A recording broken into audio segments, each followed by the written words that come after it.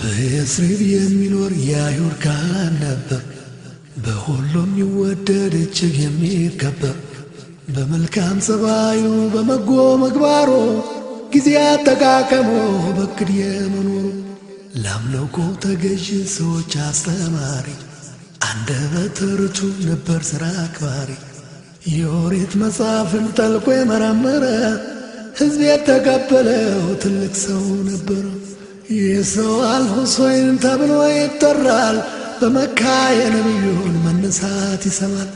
የአላህ መላእክተኛን መምጣት እንደሰማ ጊዜ ሳያጠፋ ምንም ሳያቅማማ በጥንት መጽሐፎች የአላህ መላእክተኛን መምጣት የሚጠቅሱ መመርመር ቀጠለ ሳትታክት ነፍሱ።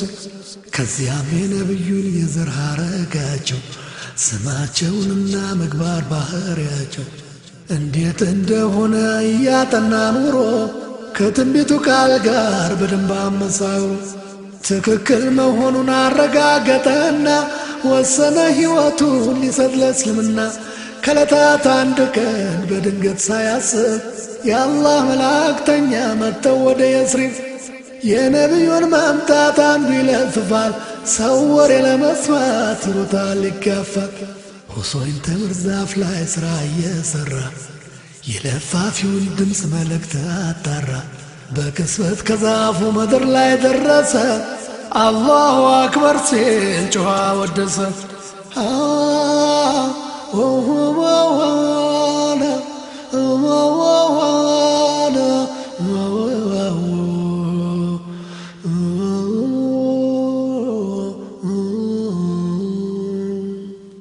አክስቱ ስትሰማው በጣም ረገመችው።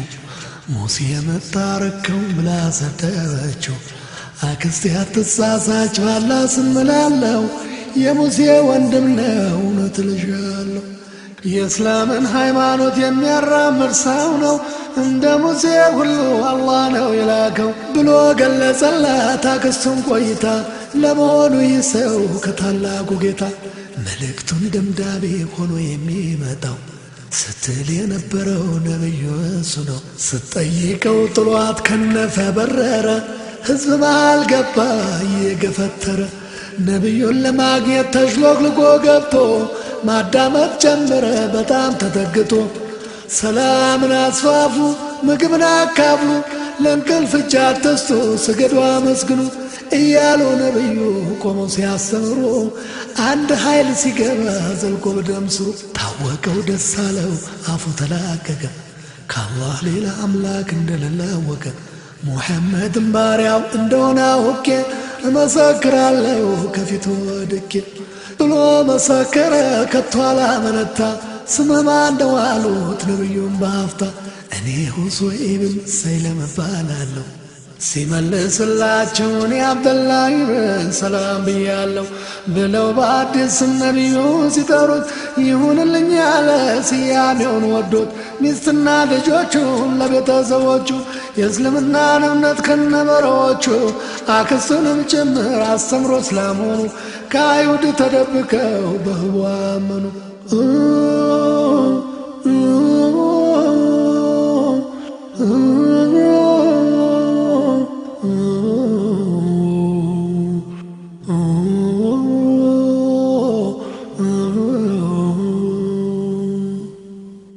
አንድ ቀን ሄድና ከነብዩ ዘንድ እንዲያጫውታቸው ብዙ ስለ አይሁድ በጣም የዋሻሉ፣ ሰው ያዋርዳሉ፣ ትምክተኞች ናቸው ይወነጅላሉ።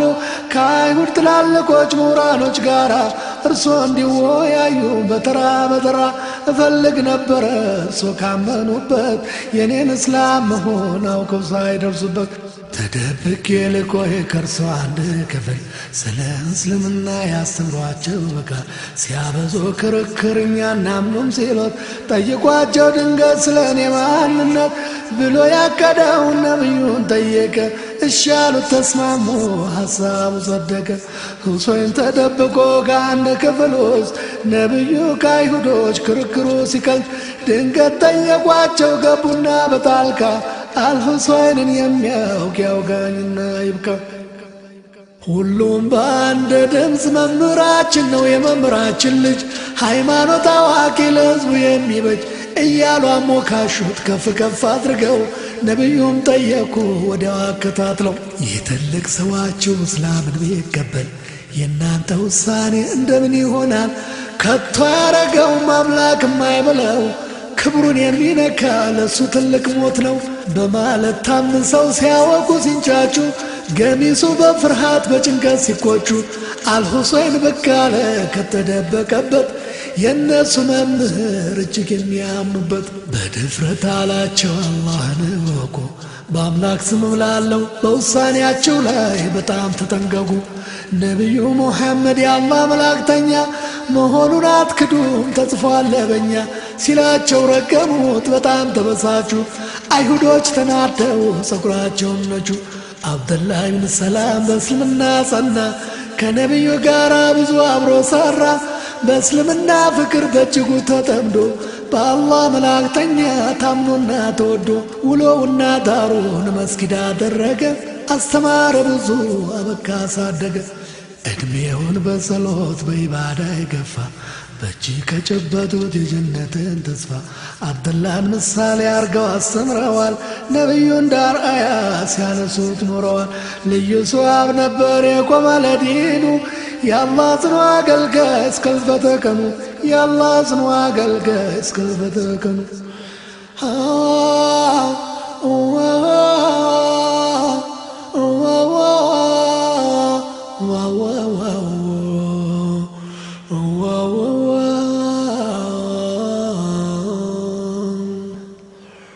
የሶሃቦች ታሪክ እንደ ማር ይጥማል አጀብ አሰኝቶ ይደንቃል ይገርማል።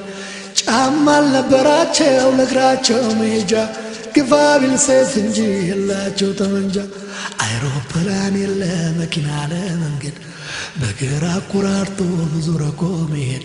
ረሃብና ጥሙን መከራውን ችለው ከጦርነት እሳት ተማግደው ተቃጥለው እንደያመጣጡ ወድቀውና ጥለው እየተረዳዳ ያለው ሰው ለሌለው እየተረዳዳ ላለው ሰው ለሌለው የእስልምናን እምነት አውርሰውን ነበር ባስበው ገረመኝ እኔ ራሴ ነገር። ካንተ ምን ጎደለ ያአላህ ያአላህ እስኪ ልቡን ስጠኝ አንተ ትችላለህ። ጸብ አብራጅ አድርገኝ አልሁን ነገር ሰሪ ብርቱ ሙስሊም ልሁን የሰላም ተጠሪ። በተጋጋመ እሳት ውሃ የሚከልስ በጥፊ ሲመታ ቀና የሚመልስ ደግሞ ካፈራው ላይ አካፍሎ የሚያበላ የእምነት መዋቅሪያ ማገርና ባላ የብረት ምሰሶ አድርገኝ ለዲኔ አላህ ጉልበት ሁነኝ ደካማ ነኝ እኔ። የተከፋን አጽናኝ ተማሚን ጠያቂ የተገፋ አማላጭ ጸበኛ አስታራቂ። የአንድ ቀን አይደለም የአንድ ዓመት አይደለም እስከ ዑምሬ ፍጻሜ እስካልፍ ከዚህ ዓለም ልሁን አገልጋዬ የአላህ ፍጹም ባሪያ ከእጄማ የለየኝ መስገጃ መቁጠሪያ። ትንሽ እውቀት ጋተኝ ከጥበብ ጅረት በአንተ እጅ ነውና ሕልፈትና ሽረት። የሶሃብን ትዕግሥት ከፊል እኩሌታ የጽናታቸውን አንዲቱን ጠብታ ከእውቀት ጥበባቸው እየቆነጠረ እኔንም ባደለኝ አላህ ምን ነበረ። አልሐምዱሊላህ ይህን ላሳሰበኝ ጀምሬ እስከጨርስ ብርታቱን ለሰጠኝ። የተቀሩትንም የሌሎቹን ሶሃብ በአላህ እርዳታ ሰርቼ እስከማቀር ይህን ላዳመጠ ሰላም ይስፈንበት ሳያጓድልብን ዕድሜና ጤንነት። اللهم صل على محمد وعلى أهله وصحبه أجمعين.